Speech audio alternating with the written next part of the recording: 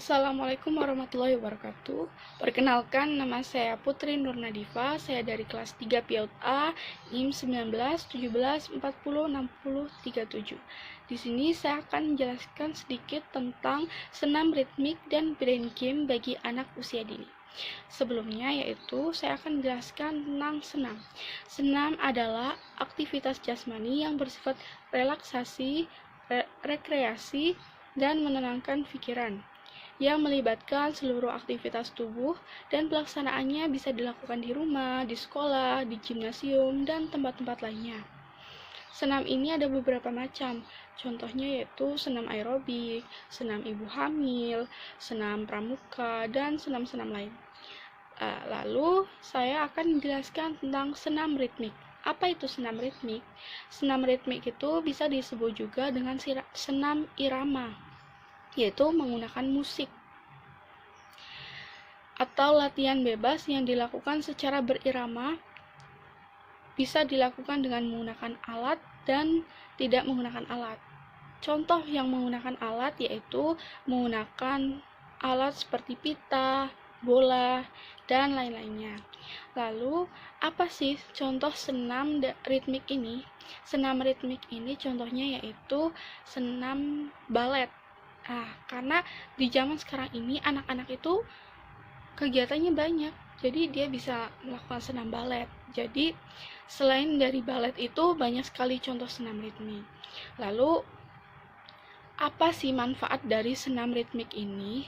Senam ritmik ini itu khusus untuk anak usia dini. Tentu saja senam ini itu melatih koordinasi gerakan kasarnya, yaitu merangsang gerak-gerakan kasar, motorik kasarnya. Jadi dengan senam ini dia bisa merangsang koordinasi motorik kasarnya. Jadi kan senam itu gerakannya itu banyak. Jadi dengan senam ini koordinasi gerakan kasarnya anak ini mulai terbentuk.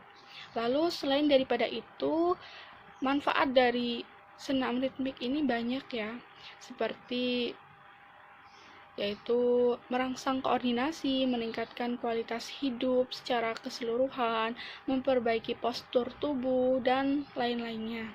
Lalu yang kedua saya akan bahas tentang brain game. Apa itu brain game? Brain game itu disebut juga dengan senam otak, merupakan serangkaian latihan gerakan sederhana untuk memudahkan kegiatan belajar dan penyesuaian dengan tuntutan sehari-hari. Brain game ini menurut Sulyaryo dan Hardianto Nastuti itu memiliki 26 gerakan yang mencakup 3 dimensi otak, yaitu lateralis, pemusatan, dan pemfokusan. Jadi dimensi-dimensi ini yaitu untuk melatih kerja otak. Selain untuk meningkatkan belajar, brain game juga memberikan manfaat lain berupa hubungan antar manusia dan suasana belajar atau kerja lebih rileks dan menyenangkan, stres dan emosional berkurang, pikiran menjadi lebih jernih, kemampuan berbahasa dan daya ingat meningkat, lalu lebih bersemangat, lebih kreatif dan efisien, merasa lebih sehat karena stres berkurang, prestasi belajar dan bekerja meningkat. Jadi kalau untuk anak usia dini, brain game ini sangat bagus karena dapat meningkatkan daya otaknya, yaitu contoh brain game yang pernah saya diajarkan oleh guru saya yaitu gerakan tangan seperti, jadi ini jempol, ini ini ini jempol, dan ini jari kelingking seperti ini.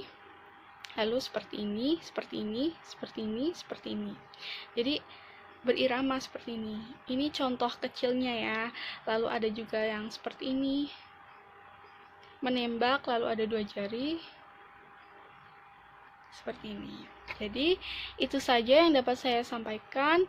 Lebih dan kurangnya mohon dimaafkan. Billahi taufiq wal hidayah. Wassalamualaikum warahmatullahi wabarakatuh.